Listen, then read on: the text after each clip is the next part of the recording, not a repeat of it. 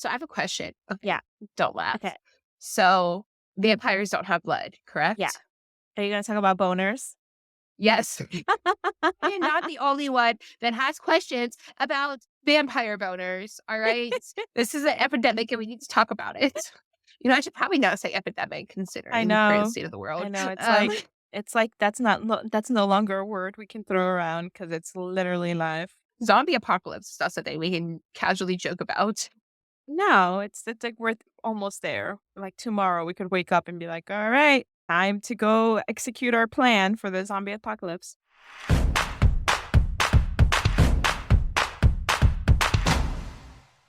Hey guys, welcome to Fixation, a podcast where we discuss a different book or a movie each week. We're your hosts. I'm Courtney. And I'm Rose. Let's grab a mug and settle in. Our story this week is Midnight Sun by Stephanie Meyers, and it's Twilight from Edward's perspective.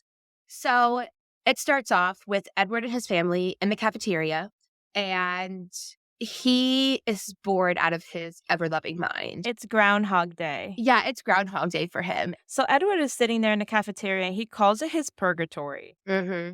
So if you're wondering why these vampires, who are eternal beings and never age, why they would force themselves to go through high school, it's because they're trying to have a more stable lifestyle than most of their kind have. Mm-hmm. And the only way they can do that is by pretending to be the age that they look. Yeah. So they have to do high school so that then they can graduate and then become adults and do whatever they want. But for a couple years, they have to pretend to be high schoolers. Yeah, and they are vegetarian vampires. It's a little joke between them that they don't eat people, they survive off of animal blood.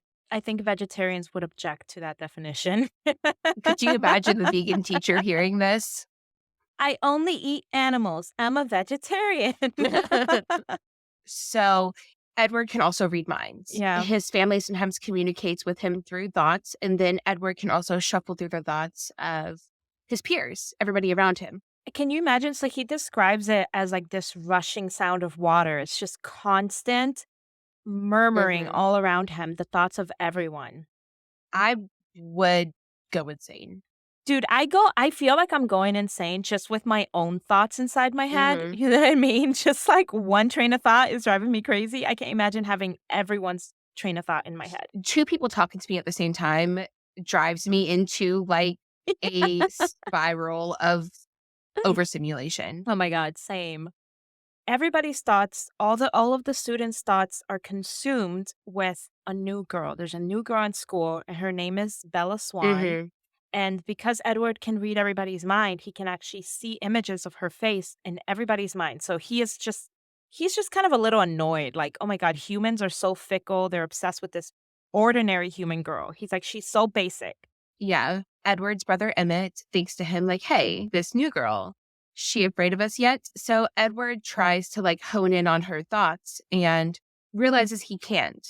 There's just like an empty spot because the girl is sitting there. Bella is in the cafeteria and she's talking to this girl named Jessica, and Edward can hear Jessica's thoughts, but he can't hear Bella's thoughts. And he's like, that is so weird that this girl, it's just like there's nothing there. Yeah. So she either literally has no thoughts or she, for some reason, can't read them. Yeah, which it's never happened to him before. Right. So he's understandingly intrigued and a little confused, just like what is going on here. Well, Edward and Bella have biology together, so he can go try to intrude on her personal thoughts there. Yeah, he doesn't have a lab partner. And so he's like, oh no, poor girl is going to have to sit next to the scary Cullen. She comes in, she introduces herself to the teacher. He directs her to Edward's table. Edward gets a big old whiff of her smell. And it's not like, oh shit, she smells like BO. Like I guess a good comparison would be she smells like a juicy raw steak to a lion. Oh, goodness. And I like that. Edward is like, oh fuck, must eat. Keep in mind, this is a vampire that is used to being around humans. He's used to smelling them. Yes. He's used to resisting his urge to feed on them. And this one girl just completely unravels him with her scent. Yes. And his mind literally goes through kill, kill, eat. So he formulates this whole plan about, okay, you know what? I'm just going to kill her and eat her.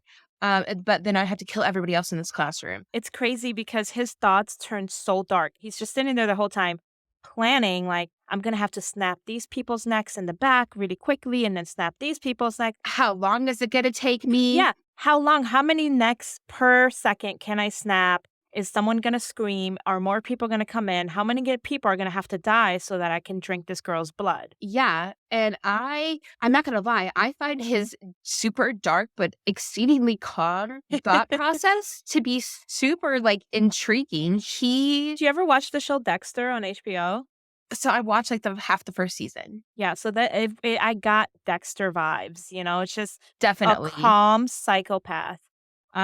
And that's basically what Edward was in the moment, and he Mhm, was literally a split second away from acting out on his impulses. mhm. Someone shuts their textbook, and that little whiff of air slams against him, and he basically, like, it clears his head for a fraction of a second, and he He shakes remembers that himself out of it.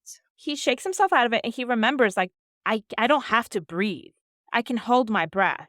So he holds his breath. Yeah, You almost assassinated an entire class full of people because you forgot you could hold your breath. yeah, What the actual fuck? When he finally leaves the classroom, he really gets fresh air into his lungs and he says it like washes out. it sobers him up. Yeah, it sobers him up and he's like, "Okay, so I don't like that was crazy. I don't have to I don't want to kill this girl. Like that's not Mhm. me. I just need to stay away from her." Yeah. So he goes to the front office and is like, "Hey, listen, I need to get out of biology and go to something else." And Mhm. the secretary in the front office is explaining to him, like, "Listen, I'm really sorry, but Yeah. there's just no other option for you, for this science class." When he realizes he cannot switch out of her class, and now that he's away from her, he decides that he needs to leave the town. So Edward goes home to tell his family that since he can't drop his class, he's just gonna drop the whole town. The Yeah. whole fucking town. Bye. Yeah. So his sister, Alice, she can see the future. Yeah. Just like Edward can read minds, Alice can see the future. The future is a fluid thing. Right. So she sees a lot of futures regarding Edward and Bella, but the one that really stands out to him is she sees him killing her, just him covered in her blood. Yeah. And, he does not want that. He doesn't want to, incriminate his Yeah. family like He that. told Alice he was leaving, and Alice was like, Edward, it doesn't matter if you leave. Like, You'll be back. you'll be back. Like, you can't stay away from her. Like, all of my Yeah. visions, every possible scenario of the future says that you will be back. And he's just like, bitch, you know nothing, even though she You knows know nothing. everything. You know nothing, Jon Snow. You know nothing, Alice Cullen. She tells him that he'll be back, and he Yeah. leaves Yeah, he anyways. runs north. He runs all the way to Alaska. Yeah, he runs all the way to Alaska, and so he just kind of, like, lays in the Yeah. snow, tucking himself into going back to kill her, out of going back to How kill long is he her. gone for? A week? Yeah, I think he's gone for, like, a week or 2, Yeah. and he comes back, clear-minded and is like, "You know what? I can do Yeah, this." he's like, "I can do this. I can resist her." Before he left that day, he was probably like, "Edward, you are a bad bitch. You can do He this." looked in the mirror and he was like, "Honey, you can do anything. You're a boss babe. You can do this." Who's a boss ass bitch? You're a boss ass bitch. You're gonna go to the school today. You're not gonna murder anybody. Let's do it. Let's go. So Edward comes back, and the first order in his agenda is to kind of change the impression that Bella has of him because he's Hmm. very much aware that he came off very antagonistic. Hmm. And so he's like, okay, if I'm going to stay, I need to make sure that she's not suspicious of me because I can't have her going around asking questions and Hmm. putting attention on us. So he hunts before he goes back. So his eyes are now a topazy golden color. Cute. I love it. All right. One of the pro con.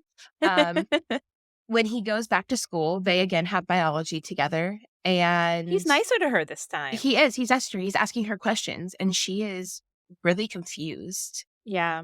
He went from being so rigid and silent and Hostile. hostile towards her to being like, "Hey, girl, you're new, right?" And she's like, Yeah.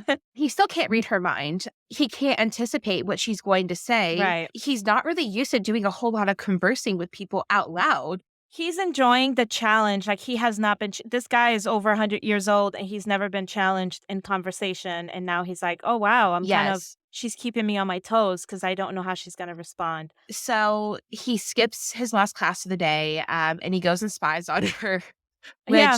which is like, okay, a little less endearing, but all right. Okay. Since he can't read her mind, what he starts doing to figure out where her head is at, he Mhm. starts reading the minds of anyone who has interactions with her, because he's Yeah. trying to figure out if she says anything to them or mentions anything weird. But he contemplates running away again. He decides not to leave. So he goes to school and it's really icy and snowy outside. Bella just got to school. She's getting out of her truck. Yeah. She is getting ready to walk up to the school building when a van driven by another student starts to skid and slide. Edward, in a split second, decides to go save Bella. So he literally vampire runs from one end of the parking lot to the other end of the parking lot, Yep, puts himself between her and the and van. this van careening towards her, Yep. and stops it. He You stops know, it with his hand. He, like, literally yes, puts his hand out and stops the van not from today, Satan. he stops the van from crushing her. Yeah, He had to make that split-second decision, but in that split second, he thought to himself, "If I go save her, I risk outing myself as having superhuman abilities, but if I don't save her, her blood is gonna spill, and I'm literally gonna go over there, and I'm gonna be drinking from her corpse, and that's also gonna out us." yeah. Rosalie, his sister, his older sister, She's pissed. she is livid. She's like, "Oh my God, Edward, I can't believe you did this." She's thinking all of this, just like throwing all these thoughts towards him. Like, how dare you? They don't get involved in human lives. They don't. And this isn't something that they typically do. They don't go around saving people. They're not superheroes. Hmm. They just let humans live and die at their own volition. Yes. And so this is a first for them to intersect in an accident to save someone. Yeah, this is a first. And Rosalie is even more agitated about it because Edward had already left once because of the girl. There's something weird about Rosalie's Hmm. anger, and I think we might be getting into We'll that get in a into that. Yeah. bit. Yeah. Well, so he saves her, and then the ambulance comes, and the ambulance takes Bella and the driver of the van to the Yeah. hospital. So it just so happens that Edward's dad, who's also a vampire, his adoptive dad, so to speak, is a doctor at the hospital. Hmm. And what's his name? Carlisle. Carlisle. Yeah. So Carlisle treats Bella, but what's funny to me is that Edward gaslights Bella because Bella is like So much. she pulls him aside and she's like, "What the hell was that? You And he's like, "What? literally." She's like Huh?" she's like, "You she's like, "You came out of nowhere and stopped the van with your hand." He's like, "No, I didn't." She's like, "I saw you, Edward." He's like, "No, I didn't." She's like, "Edward, you were halfway across, you were on the other side of the parking lot." And he was like, "I was right next to you." And then he says, "It's not my fault if you are exceptionally unobservant." Yeah. Like Gaslighting. she's the fucking crazy one here, you know? Edward, after he leaves the hospital, and after Carlisle leaves the hospital, the Cullens have like a big family meeting. Rosalie is, of course, livid. She is so mad that Edward has sort of jeopardized their standing or like their family's safety in this town. Right. Which I think Rosalie has a valid point. Edward is being crazy little fuck. Yeah. They consult with Alice, like, "Alice, what do you see? Do you see anyone being suspicious of us?" And I think she says, like, "No, I don't see any. I don't think Bella's going Hmm. to say anything." She's like, "I don't think Bella's going to say anything," but she can only see two outcomes for Bella's future. She's either going to become a vampire or Edward's going to kill her. There's no in between. Yeah. And Edward's like, "Bitch, shut your mouth." He doesn't like either of these options because to him, becoming a vampire is like, He thinks that their souls are damned. He does not believe vampires have souls. yeah, and he hates his existence. He feels like it's this Hmm. tortured existence of resisting human blood.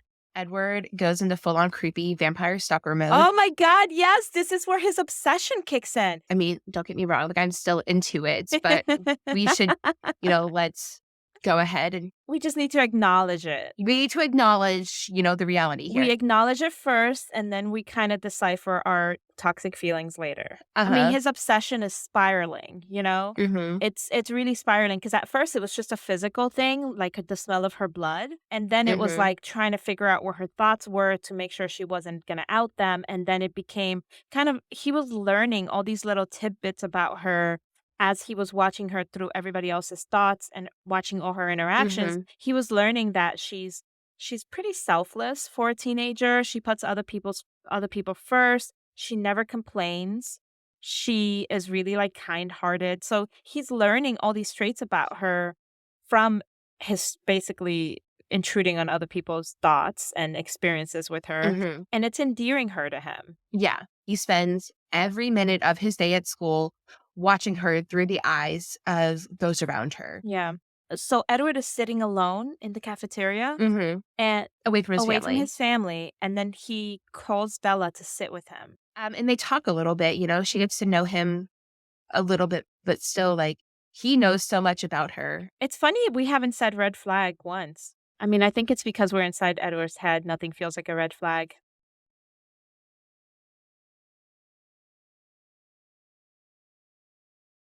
Yeah. Well, he has such good intentions, is the thing. Like, he has really good intentions. His motivations are heartfelt and they're pure in intentions because they're not sexually motivated at this point. They're not. And, Yeah. and I feel like I'm willing to allow a lot of this because they're not sexually motivated. Right. But also, don't get me wrong, I love sexually motivated intentions, even if they are red flags. So Yeah. He's really pure. He's from a different time, he Edward is. is from the 1900s where, he's used to being a He was gentleman. born in like 1901. Yeah, he's a gentleman. And we can hear it in his thoughts. So now Forks is starting to get sunny.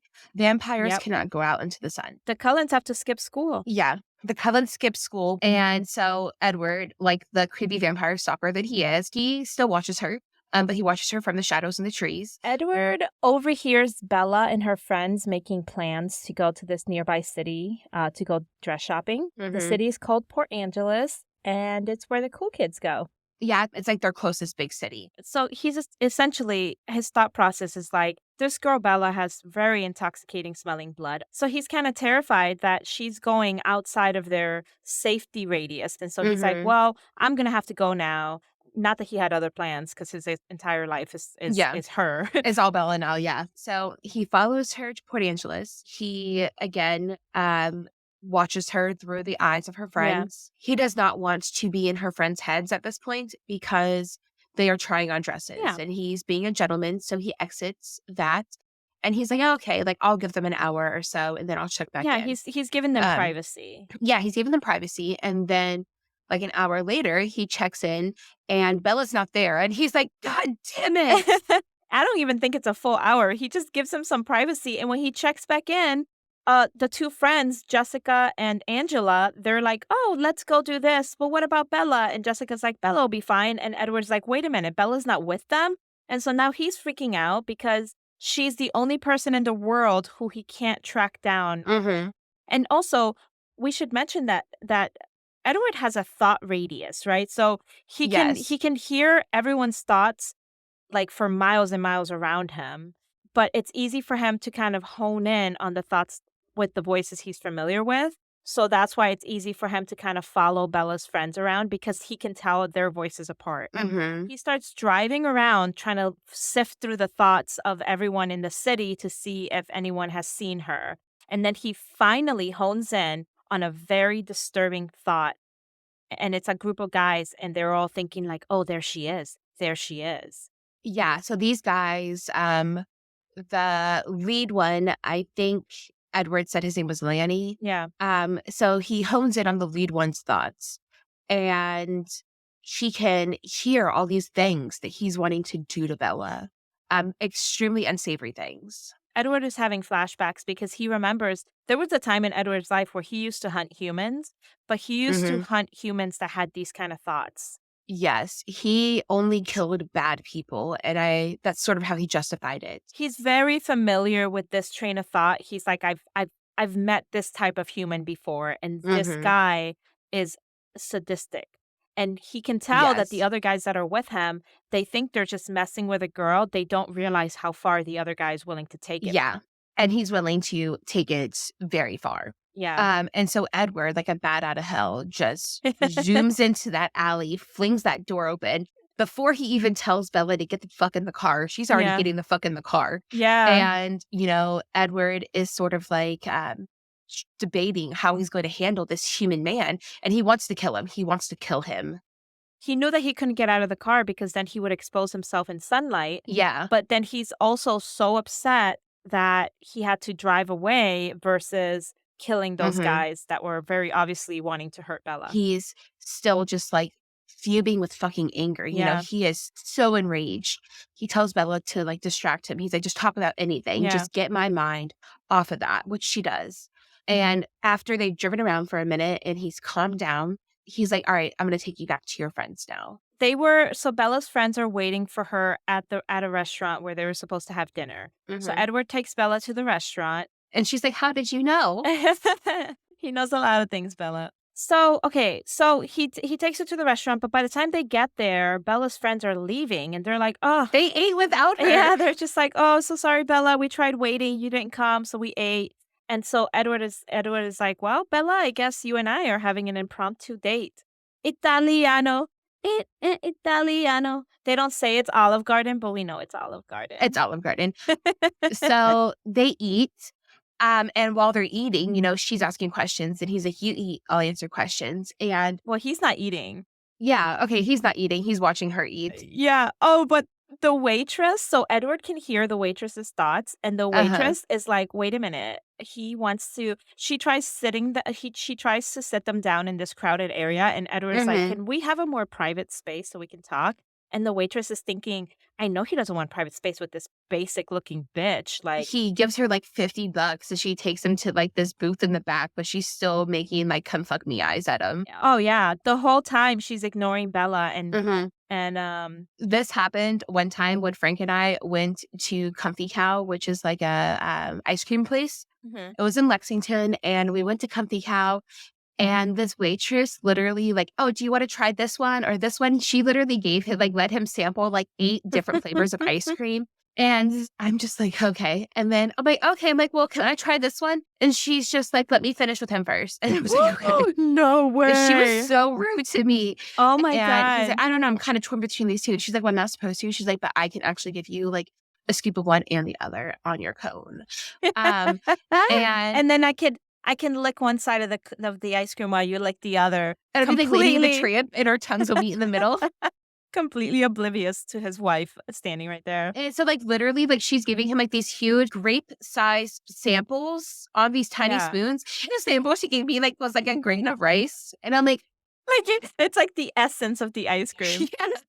I'm like, "Oh, okay, I think I can taste it." Um, and literally, like, his cone was, like it So was, much like, 4 bigger. inches tall, and mine was, like, a kid's cone. Frank was so oblivious, he didn't even realize that she was hitting on him until we left, and I'm, like, mad. He's like, "You just got ice cream, like, what the fuck are you mad for?"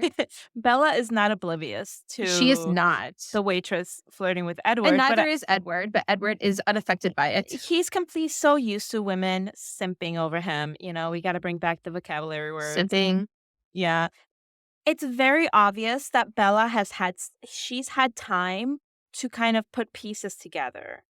And she has come up with a theory as to what's going on with why Edward is pale, Mhm.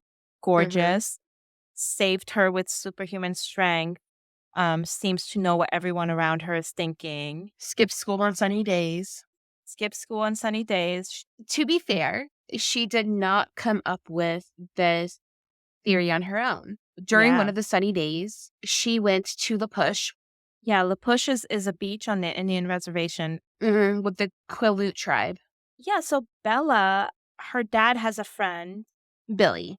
Billy. He's one of the elders of the local Native American tribe. And Billy's son, Jacob, Bella kind of grew up knowing Jacob because anytime Mhm. she came to visit, her and Jacob would play. They're around the same age. Yeah. And so she basically got information out of Jacob about the Cullens because there's a legend about the Cullens that only the Native Americans know. They call them the Cold Ones. And Jacob is like, "Well, I'm not supposed to tell you, but, like, I'll tell you," you know? Yeah. Well, he tells her that the Cullens and his people, his tribe, have Mhm. some sort of treaty where they have to stay away from each other. So she basically tells Edward this. And then Edward's like, "Oh, shit," so she knows the Yeah, truth. they kinda tease around the actual word for a while, and Mhm. it's not until their drive back home in the car, and she essentially tells him, like, "I think you're a vampire." And he's just like, Well, he doesn't, he's like, "I cannot confirm, nor will I deny that I'm a vampire, but good job, girl, you figured it out." yeah." And on their drive back from the restaurant, he actually thinks to himself like, "Oh, wow, like, there's something wrong with her because she's sitting here next to me. She just learned that I'm a vampire, and her heart, because he can hear her heart, because his hearing is so good."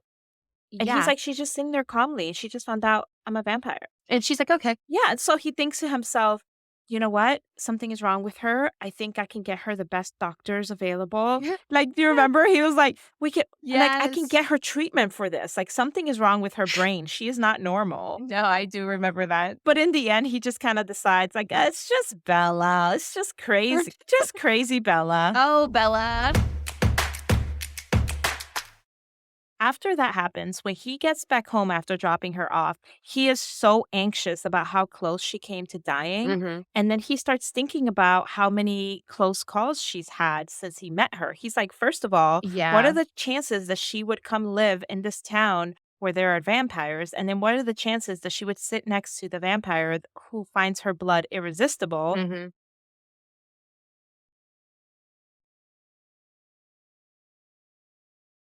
Uh-huh. And so he starts spiraling and thinking to himself, Mhm. like, oh my God, and like, how do I know that a meteor is not going to fall and crash through her bedroom? Yeah, and to be fair, like, that's not a unfair assessment. I mean, she's obviously accident prone. But Mhm. so Edward is kind of having so much anxiety about the fact that who's going to keep her safe and can she be trusted to be left alone just to, even to go to sleep? Exist. Yeah, just to exist. So instead of doing his nightly runs that he has been doing to clear his head, he goes and checks on her. Um, Mhm. and for at first, he just stays on the outside of her house, just kind of listening for thoughts.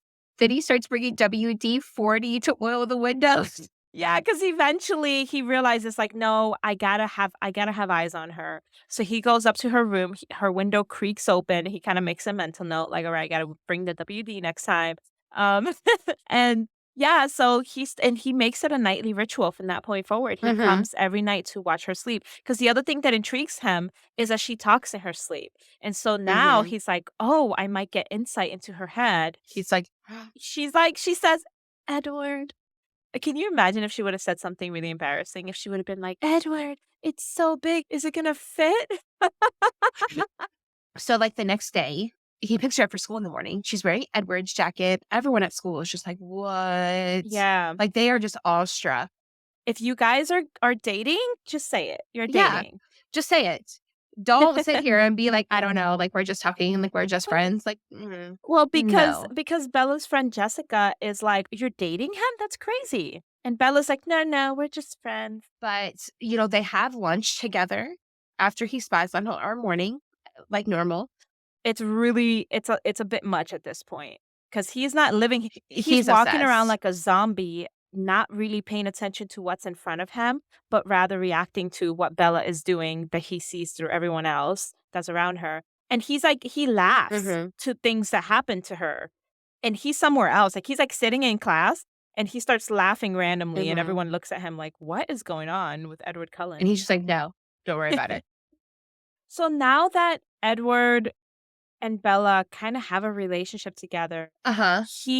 first of all, because Alice can see the future and because Edward can read minds, there's very little secrets in the Cullen clan. Mhm. And Alice told the rest of the Cullens that Edward basically exposed his secret to Bella, Mhm. and the Cullens are pissed. But Alice is like, "I can see the future, and in no future do I see Bella exposing us." Yeah, no, Bella has no intentions at all of exposing them. She has so little intention of exposing them that even after Edward begs her to tell her dad that they're going to be together Yeah. on Saturday, he's like, listen, because they have another date coming up on Saturday. It's Yeah. sunny. And so he's going to show her like how his skin looks in the sun. He's like, "I wanna show you why I can't be in the sun. Hmm. But listen, it would really help if you just kind of, tell someone that you'll be with me, because if I know that I don't have an alibi, I might kill you." Like if I know that nobody knows you're with me, I'll probably kill you. He's telling her, like, "You don't understand. I am a homicidal Maniac. maniac who's recovering. I'm a recovering homicidal maniac. I try very hard not to eat human blood. You have tempted me more than anyone else ever. I cannot guarantee, like, I don't want to kill you, but I cannot guarantee that I Hmm. won't." And so, yeah, he's like, you really need to you need to tell your dad. You need to give me an incentive to bring you back, Yeah. so I don't kill you. Okay, so I think we could dust out the old red flag right about now. We can find it. We can kind of take the cobwebs off of it because we haven't used it all episode. But red fucking flag. I think the fact that he's still afraid he is probably going to kill her is, in fact, a red flag, I guess. Well, you know what though? I appreciate that he realizes she's not 100% safe, because I think that makes her Yeah. safer than if he would lie to himself and be like, "No, I would never hurt her because I don't want to." Because I think he realizes, like, it's not about what I want. Just Hmm. because I don't want to hurt her doesn't mean that my instincts won't come over me and get the better of me. Well, and see, here's the thing. Alice keeps giving him percentages. Yeah. With you're not going to hurt her, you're not going to hurt her. She's like, it's like 60-40. Maybe like 65-35 on like a good day. Yeah. He's like, "I like those odds. We're going on a date." Yeah. So they go to he's taking her to this meadow that he likes to go to on sunny days. It's really isolated. It's like a freaking 5-mile hike. Listen, on a second date, if you want me to go hiking 5 miles, like it's not happening. It's like, "Are you bringing a shovel? Because you're going to have my body over your shoulder. You got to get rid of me."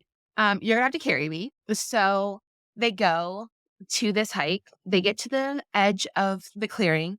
Edward steps into the light and he reveals what he looks like in full It's sunlight. full sunlight, and he's a disco ball. He's a disco ball. He's a human-shaped disco ball. His skin is like made up of diamonds essentially. The sun is bouncing off his skin like a glimmering diamond. Listen, he's using too much highlighter. All right.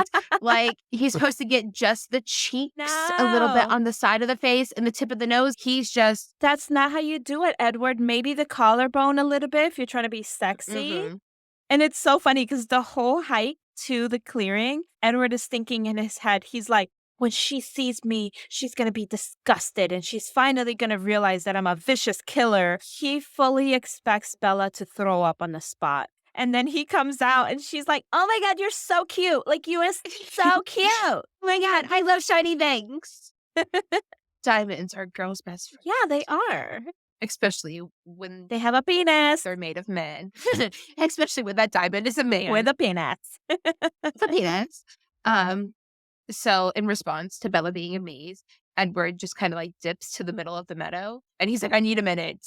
Well, he thought this was going to be this big catalyst for her leaving him forever. And I mean, he should realize by now that Bella has zero self preservation skills or desires. She does not think of her well being at all, Mm-mm. because it's honestly extremely dangerous for her to be out there in the first place. And he tells her as much, and she's like, "It's cool." And he's just like, "I don't have the strength to convince you to stay away from me. And if nothing I do or say can convince you, then let's go, honey. Like at this Let's go." point, like if you're too dumb to live, you deserve to die. Like it's, you know, Edward once again has to resist because she gets very Mhm. close to him. She puts her hands on him and she gets a little too close. And at a lovingly way, not like put her hands on him. Like, Well, I'm not speaking slang. I mean, Bella walks up and she touches his skin And at first, he's like, "Okay, this is uncomfortable for me physically because of the burn in my throat from my desire to rip her neck off." But he's resisting, but then she gets a little too close. He catches her scent and he has to physically yank himself away from her to keep from killing her. And she doesn't understand. He has to explain to her, like, your smell is like my personal brand of heroin. Yeah. They go back to Bella's house after the meadow, and on the way, Edward sort of tells her the origin story of the Cullens, like how they became a family. Yeah. So it all started with Carlisle. He turned Edward when he Mhm. found him. Edward was dying of a disease in a hospital. Of Spanish flu. Carlisle saved him because at this point, Carlisle was a doctor. He had been a vampire for many years Mhm. and he was lonely because he didn't know any other vampires that were like him. So he wanted to create a family of vampires that were kind, Mhm. respectful of humans, and only ate animals. So he was like, I can't find those people, so I'm just gonna make them myself. Yeah, and so it was just him and Edward for a few years. Then came Esme, The mom. the mom, yes. Esme, the mom, she had fell off a cliff. They brought her straight to the morgue, but her heart was actually still barely beating. So Carlisle changed her and brought her into the family as well. And then it was Rosalie. Then it was Yes. Rosalie, and Rosalie, she had a very tragic Yeah. beginning or ending to her first life and beginning to her second Yeah. life, because Rosalie was actually assaulted, By a group of men. one of which was her fiance that she was supposed to marry. Carlisle changed her, and he changed her in the hopes that Edward would find happiness with her the way he found happiness with Esme. Yeah, so this is where we get the real tea, honey, because this is Yeah. where Edward reveals, and he doesn't so much say it to Bella. I mean, he kind of does, but he's very Mhm. careful with his words because he doesn't want to make Bella jealous. But Edward reveals that Carlisle intended for Rosalie to be Edward's mate, but but Yes. Edward could not stand Rosalie. He found her so petty and tedious and like uh Vain. vain. He couldn't stand to be in her head, so he couldn't see himself with her. And Rosalie, also did not show any interest in Edward. She was like, "No, thank you." Well, she wasn't interested in Edward, but she was resentful that Edward wasn't interested in her. Yes. Next was Emmett. Yeah, Rosalie found Emmett. He had been attacked by a bear, and she brought him to Carlisle, and she was like, "Please save him." When Emmett becomes a vampire, Rosalie and Emmett become an item. They fall in Mhm. love. Then comes Alice and Jasper together. Yeah. So Alice and Jasper were already vampires. They're kind of the only two that were not turned by They're like the Carlisle. non-biological ones here. Yeah. So, Alice was already a vampire, but she can't remember her origin story. She doesn't know who Mm-mm. she was beforehand. All she knows is that she had a vision of meeting Jasper and Jasper calling her Alice. So that's how she knew what her name Mhm. was.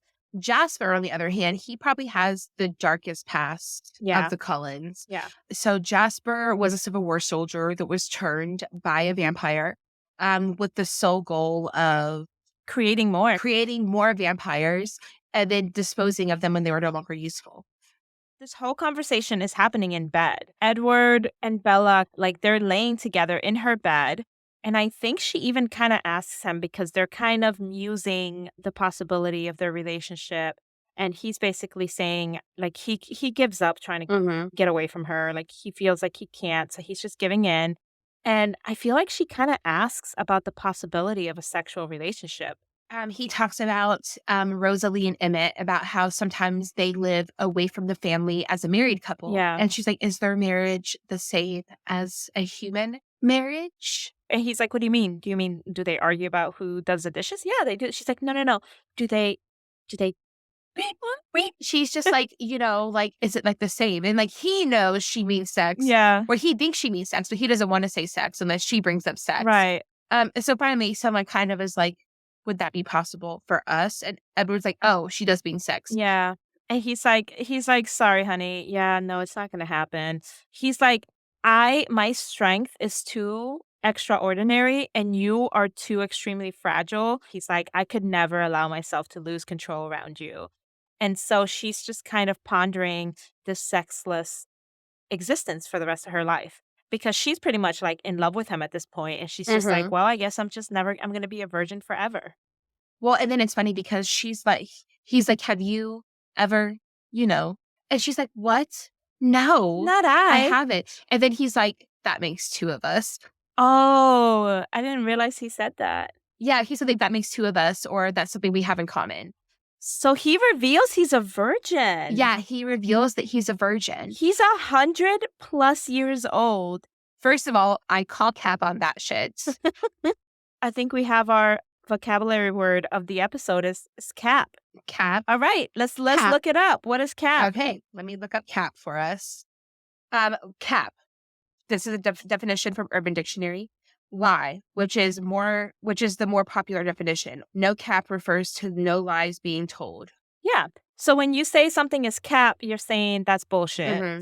When you say no cap, you're saying this is the truth. Yeah, So you call cap on Edward I being a call cap virgin. on Edward being a virgin. Listen, you're trying to tell me that a 17-year-old brooding, gorgeous Who vampire has been around for 100 years. who's been around for 100 years, you're trying to tell me that he ain't never gotten a pussy. Yeah. No, It's no, hard. It's hard. he's dipped his glitter dick in something. All right. So I have a question. Okay, don't Yeah. laugh. Okay. So vampires don't have blood, correct? Yeah. Are you going to talk about boners? Yes, you get erection because blood rushes to your penis in response to arousal. Yeah. And it makes the penis hard. Right. So are vampires just always hard? Because like they're like rock hard skin is like diamond. Like I think like their limp penises are like solid rock and you just kind of have to like hold it. I think that's how it works. okay, I don't know. So it's one of the things. So like, I guess it's always hard. Do they have to like tuck backwards? Like the fact that Edward is a 17-year-old has been a 17-year-old vampire for a while, Oh my God. and is a virgin. I absolutely 100% call Yeah. cap on that shit. He never thinks about sex. Like we're in his head and he never thinks about it, even with Bella. I call So bullshit on that. This has been censored. I mean, yeah, maybe it's like his diary. He's censoring it. You ever censor like when you were younger? You ever censor your diary because you just knew someone was gonna read it? No, because I burned my diary after every time I wrote in it. I wrote the pages out and burned them. You are such a psychopath. No, because I knew my parents like looked at my room and stuff, so I didn't even think about hiding it. So I had Yeah. no good hiding spots. So like, I'm sorry, you want my diary under my pillow between my mattresses. Yeah. I have a better shot of hiding it in my parents' room. Oh. And so That's actually a good idea. no, I burned it. You're a nut job. Kids, don't do that. That's so dangerous. After I just said dipped his glitter stick in something, like I definitely hope children are not listening to this. Okay, all right. So next day, Edward tells her, like, hey, you're coming to meet my family. And she's super nervous. Not that she's about to go into literally a vampire's den. She's not nervous about that. She's just nervous that they won't like her. I know. She's so pure. She's so pure in the dumbest way, but so pure. So they go and they visit the Cullen's house. And of course, Esme is so excited. And Everyone is so warm and open with her. but like, even though Emmett and Rosalie aren't there, Edward's really glad that, she's getting to know his family because he does Yeah. intend for her to be kind of a fixture there for as long as she's willing to have him. At this point, he's afraid that as Bella gets older, she will outgrow him. Yeah, his fear his fear used to be that he would kill her. And now he feels like, I'm probably not going to kill her because Alice's visions are more leaning toward Bella becoming a vampire than her dying. Like all of Alice's visions show Bella becoming a vampire, almost like that's inevitable. And so he's not worried about killing her anymore. Do you remember the part where there's a thunderstorm and they're like, let's go play some baseball? Yes. Okay. So Alice tells Edward, like, hey, there's going to be A a thunderstorm. thunderstorm. And on thunderstorms, we play baseball. On thunderstorms, we play baseball. And Bella's like, the fuck? And he's like, you'll understand why. He's like, you need to introduce me to your dad before we leave. And Bella's like, fuck, fine. So he goes back to clean up, change his clothes, talk to his family. He asked Rosalie to please stay. Like Rosalie's already trying to speed out of He's town. like, "You've gotta meet Bella. You got He's like, to." come on. He's like, don't do this, Rosalie. He's like, please come. Yeah. And she's like, fine, but I hate you. I don't know why I'm stuck on this, but I really like the relationship dynamics between Rosalie and Edward because I feel like it is so quintessentially Yeah. sibling. Well, it's almost like she wants what's best for him, but she doesn't know how to communicate it in any other Mhm. way other than annoyance and anger and passive aggressiveness. Yes. They go to play baseball, and Bella finds out why they have to wait for thunderstorms, and it's because when they hit the ball, it is loud. Yeah, it's like this huge crack that sounds like thunder. Yeah, so they have to wait for the lightning, or they have to wait for the thunderstorms in order for it to blend in, and people not be like, "What the fuck was that?" But it's a cute moment for Edward and Bella, I you know? really I like it a lot, because, Emmett hits the ball, and Bella's like, "Oh my god, that has to be a home run," and then Esme's like, "Emmett hits the hardest, but Edward is the fastest." Yeah, he is. Vroom, vroom. They're having a blast, they're having a really good time. Oh, but their game is interrupted. It's interrupted by Alice's vision. So, Yes, again, Alice can only see the future when it's triggered. as it is currently decided. Right, as it is currently decided. And so something about them playing baseball game triggered a new future. And she Mhm. tells them like there are 3 vampires coming this way. And it was triggered by the sound of our baseball game. They want to come play with us. Edward's like, "Shit, we gotta get Bella out of here," and Alice like, "We don't have time to get Bella out of here, Yes. so just act natural, and we'll figure this out." The newcomers get there, there's 3 of them, 2 men Yeah. and a woman. They introduce themselves. Uh-huh, they are Laurent, James, and Victoria. Laurent kind of positions himself as kind of like he's the leader, like he Mhm. speaks for the other 2. Yes. Victoria is fidgety and very Yeah, nervous, and, James is sort of like curious. yeah, he seems extremely interested in the situation that is currently playing out.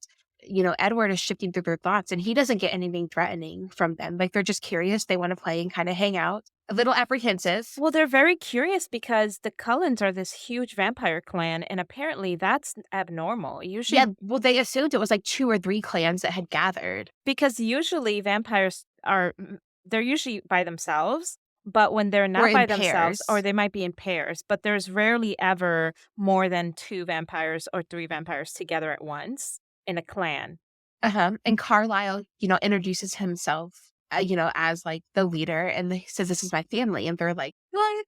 Yeah, he's like, "Oh, they're together?" Yeah. So there's a lot going on right now. Bella's in the Mhm. back. Edward is tapping his foot to kind of disguise the sound of Bella's heartbeat. And they have all the Cullens, Rosalie included, have sort of positioned themselves kind of in a gaggle in front of, Bella. Like they're kind of in a group. Well, also Jasper is using Mhm. so Jasper has the ability to kind of manipulate the mood of the situation. Yes. So Jasper is manipulating the mood to the point Mhm. where he's standing, like he's trying to protect Alice and by making Alice and Bella look so uninteresting that no one's even looking at them. So they haven't even noticed Bella because of Jasper's Mhm. manipulation to make them so unremarkable. Yeah, there's so many moving pieces here, to keep Bella disguised. And so they think that they're going to get away with it Right. until a wind comes. Oh, it's always the wind, girl. It's It's always always the the wind. breeze. It's the breeze that comes It through. blows it right into the new vampires' faces. And James, he flips his script and is like, "I'm going to eat her." Yeah, he's like, it's a human. And he immediately like takes a step forward and Edward goes into like a fighting stance, like growling, Mhm. like you're not touching her. Carlisle's like, "Listen, let's part as friends. You can leave. We'll leave. We'll just go." And Laurent, who again positioned himself as the leader, was Yeah. like, "Hey, you know what? That's fine. Yeah, he's like, "It's fine. We're not gonna harm the human. Everything's good." But Edward knows better because he can hear the Yeah. thoughts of James, and he can Hmm. see that James is a hunter. And now, because James saw that Bella is so well protected, he's even more intrigued because he's like, "Oh, this is a challenge." Yeah. Now it's a challenging game, and he wants to prove that he's the best, so that he can do it. Well, the situation is so much more dire than Bella even realizes because Hmm. Bella just thinks that they just had a close call with some vampires. But Edward lets her know, like, "No, Bella," 'cause Bella is like, "Okay, can you take me home?" And Edward's like, "You can't go home, Bella. Like, this James guy, he is a hunter. I saw in his head. He's never gonna stop until he finds you because now you are his new game, and Mhm. he's so intrigued by you." And so they have to come up as they're driving, they have to come up with a plan Yeah. for getting Bella away safely.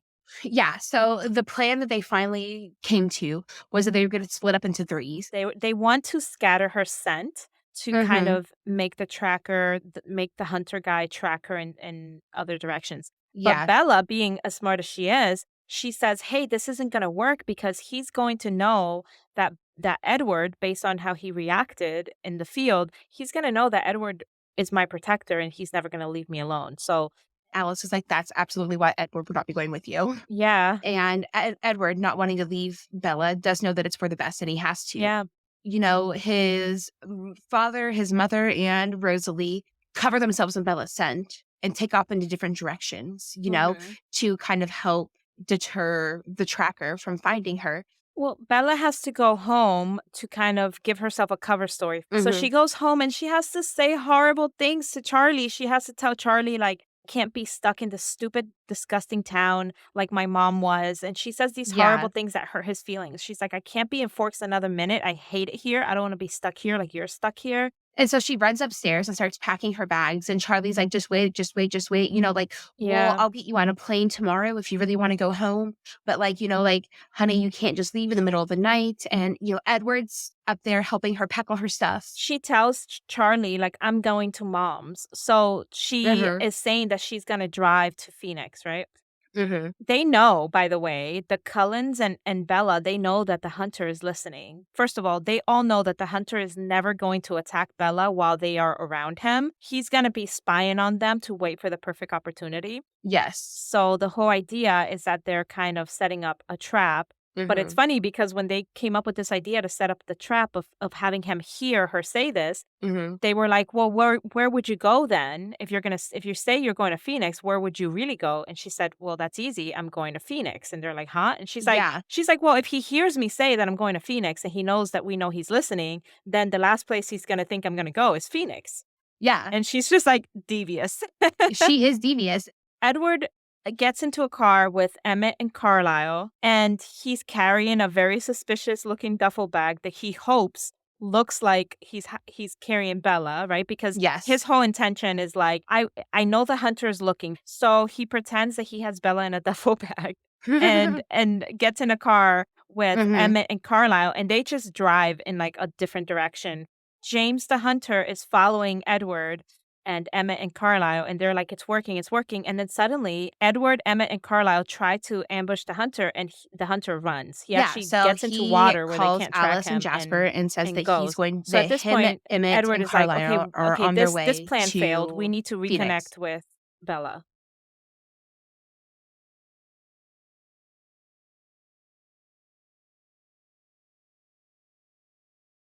Edward, Emmett, and Carlisle are going to this super sunny place, which remember, their skin looks like a diamond. So they have to go incognito. They're wearing like big hoodies, like airport hoodies and caps and Sunglasses. sunglasses. They must look so freaking shady. Yeah, and so, Edward gets there. Alice and Jasper lost Bella. He's Yeah. so bad.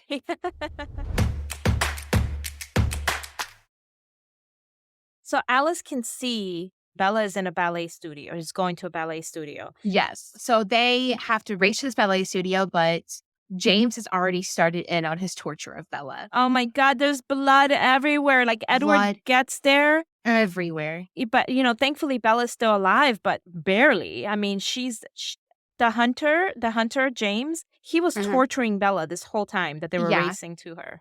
Carlisle immediately switches into doctor mode while Jasper and Emmett go into killer mode. They quickly dispose of James. James at this point knows he can't win. Because James was never a fighter. He was always just a hunter. He's always good at just stalking someone, getting them alone, and killing them. But how did that? Because we didn't talk about how vampires die. Because Edward does tell Bella this. Yeah, you have to like decapitate them and then break apart their pieces and then set them on fire, or else they could like reconnect. So basically, you kill vampires the way you kill anything else. Like the way it's Yeah. just. Just regular. It's just the normal way. Edward is with Carlisle going into triage mode to kind of assess Bella's injuries and stuff. Alice is there with them. At first, they think that they're just treating all these wounds. Like she has a broken arm, a broken leg, she's bleeding out of everywhere. Cracked ribs. Yeah, but then they realize, and Carlisle is not a regular doctor. Okay, Carlisle is already starting to stitch her up, field setting her leg. Like he is like super doctor. He's extraordinary because he's superhuman. So he has like superhuman sight, superhuman senses, speed. So he can triage her in a way that no one else can. Yeah. But there's a bigger problem here. The bigger problem is that as they're starting to stitch her up and stuff, and Edward's talking to her like, baby, you're gonna be okay. Like we're gonna get you fine. Like everything's gonna be fine. Like, I'm really sorry about this. As he's doing that, she's like, my hand hurts. And he's like, that's weird. He's like, out of all the injuries, she's like, my hand hurts. You're literally bleeding out of your head, but sure, Bella, your hand burns. So then he looks down and he sees that there are teeth marks. There's teeth marks. So once James saw that the Cullens were arriving, he bit her as like a last fuck you. Yeah. So she is currently in transition, the venom, because Edward knows that the burning she's describing is the vampire venom in her veins. Yeah, it's going to he said it's going to slowly make its way up her arm. And then once it hits, her main body, it's going to quickly spread after that. Yeah. And Edward is terrified. He's like, Carlisle, like, Dad, what do I do? Yeah. Like, I don't know what to do. And Carlisle's like, Edward, you can suck the blood. You suck the poison out. Suck the poison back out. And he's like, Carlisle, I don't know if I'm going to be able to stop. Wouldn't it be funny if it's like you treat it the way you treat a jellyfish bite? It's like you have to pee. You have to pee on it. Edward, you have to pee on it. Oh my God. But no, he doesn't have to pee on her. He just has to suck the venom out. This is like the ultimate test of Edward's self-control and restraint and like love for Bella to if he can do this without killing her. And he is not sure. He is 100%. He's like, I don't know. Like, I don't know. Yeah. Maybe I can, maybe I can't. But he tries. He's willing to risk it. He tries and he succeeds. He is able to do it. I mean, Carlisle does have to tell him like twice, like that's enough. It gets close because as he's sucking the venom out, he can taste the moment where the blood is no longer tainted with the venom and then it's super delicious. And then he's like, just a couple more gulps. And Carlisle's like, stop it. He's like, she's already dying. And you're like, she's already bleeding to death. And you're sucking extra blood out. Like, cut it out. He does stop, though. He does stop. They take her to a hospital because now she needs blood, basically. And she needs blood. Carlisle calls in a friend that he knows in Phoenix to come and personally take care of Bella. During this time, Alice formulates this plan. And Alice, I think we need to take a minute to appreciate how fucking much of a logistical badass Alice is. She knows. So she's putting all the pieces together to make their cover story work because their cover story is that Bella ran away to Phoenix, checked into a hotel room, but then fell down a flight of stairs and went through a window, and that's why she's so injured. That's the cover story, and Alice is setting it up. Alice is setting it up, and she does it beautifully. Yeah, she even steals bags of blood, the same blood type as Bella, to set up the accident scene. I feel like Alice does not get enough appreciation. Because the Cullens they're working double time, baby. So we got Alice setting up the cover story. We have Carlisle, who is, a respected member of the Forks community. He gets a hold of Bella's dad and he's like, hey, there was an accident with your daughter. Do not worry. I'm a doctor and I got her to get help just in time and everything's okay. But I just wanted to let you know she's in a hospital. Don't ask questions, okay? Yeah. And Charlie, is like, what the fuck? It takes Bella about, a little over a week to recover enough for her to come back to Forks. And even then she needs Alice to take care of her. Yeah, she needs help bathing and using the bathroom and stuff. And Alice is like, I got you, girl. I got you. And Charlie's like, thank God. And they're they've really become best friends now, Bella and Alice. And Charlie absolutely loves Alice. And then Edward's like, hey, babe. And Charlie's like, fuck off. Bella and Edward, they have that so where's this going conversation. Well, to Bella, it's, like, really simple. She's like, "Hey, listen, I am human, and I have almost died, like, 20 times since you met me. Why don't you just change me into a vampire? It makes Yeah, sense. just change me into a vampire. We could be together forever." And Edward is like, "Listen to me, Bella, very carefully. I will never, under any circumstances, change you into a vampire ever." And Mhm. she's like, "You know what? I know that's cap because I know that Alice saw me becoming a vampire, so it does happen." That is straight up cap. But, they have that conversation, and Bella, at this point, she gets moved from the big plaster cast into a walking Mhm. cast, which is definitely much more manageable. She doesn't have to be in a wheelchair anymore. She can use Yeah. crutches. Alice kidnaps her and gives her, like, this makeover, and Edward ambushes her into taking her to prom. Yeah. And she's like, "What? Prom? No." Bella has been through hell and back this school year, and the only Mhm. thing that terrifies her, not all of her near misses and times that she is almost died, not the hunter that, tried to murder her. No, she's scared of prom because of dancing. She's Mhm. scared of dancing. That terrifies her. I don't understand that. I 100% do not understand that. Like, out of all the Who things, doesn't wanna go to prom? Who doesn't wanna put on a cute dress? not me. Do I you want know how to. many do you know what it is? I think when you're young, you don't realize that as you get older, you will have 0 opportunities to get glammed up. You're Mhm. not gonna have chances. Like, your office Christmas party is not gonna be a black tie event, girl, you No. know? You're gonna have your friends' weddings where, like, you're a Yeah, bridesmaid. and then you don't get a choice. Yeah, you don't get a choice of the dress, you know? So he ambushes her, takes her to prom, and they're dancing, and Bella's kind of down. She's kind of Yeah. sad. And Edward's like, "Hey, babe, like, what's wrong?" For the record, he never calls her Yeah. babe. Like, That's a you thing. that's a me thing. He's like, "Hey, what's wrong?" And she's like, I thought we were getting dressed up for a different Yeah. reason." And he's like, "What reason would that be?" And she's like, "You know." And at first, I'm like, she thought she was getting the D. No, she thought he was going to change her. She's like, "I thought you might have changed your Yeah. mind, on changing me." And he's like, "You think that's a black tie event?" She's like, "I don't know. I've never done this before. Maybe."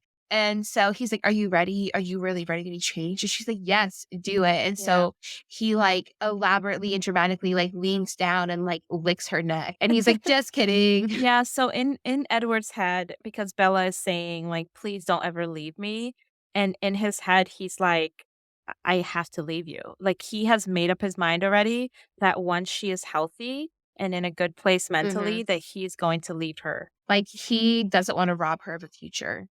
And that's kind of where it ends. That's where it leaves That's where us. we are left. And I don't think we're ever gonna get the other books from Edward's perspective, and that makes me kinda sad. I don't think so either, but I don't know. I am content with this retelling Yeah. from Edward's point of view. I really enjoy being inside his sort of dark mind.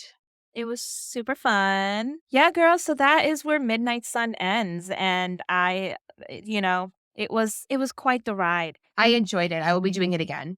Alright, guys, looks like the teapot is empty for today. More tea is brewing and on the way. We'll be back next week with After. It's a Netflix movie based on the book by Anna Todd. So, as always, thank you for listening, and please feel free to check out our show notes for information regarding the books and movies we discuss. If you like our podcast, please leave a review and share with a friend. Yeah, do you know how easy it is to share with a friend? You just send it to them via text, and then your friend will be like, "Oh, wow, she was thinking about me," and you're not a horrible friend anymore because you haven't texted your friend back. This is your reminder. Text your friend back. Yeah, You forgot to text your friend back, and when you text her back, text her this podcast. that's true love. All right, guys, we'll see you next week. That ain't no cap. That ain't no cap. Oh, God, we are so hip. We are so hip. Gen Z is going to listen to this like, no. Listen, if Gen Z starts making fun of us, I'm just going to quit. I'm just going to leave. We're just gonna give up. You can't fight Gen Z. Hey, what happened to that podcast? I don't know. Gen Z called them chuggy and they just deleted everything and disappeared off the face of the earth. They They changed their whole name. they changed their name and they moved to Forks, and we never heard from them again.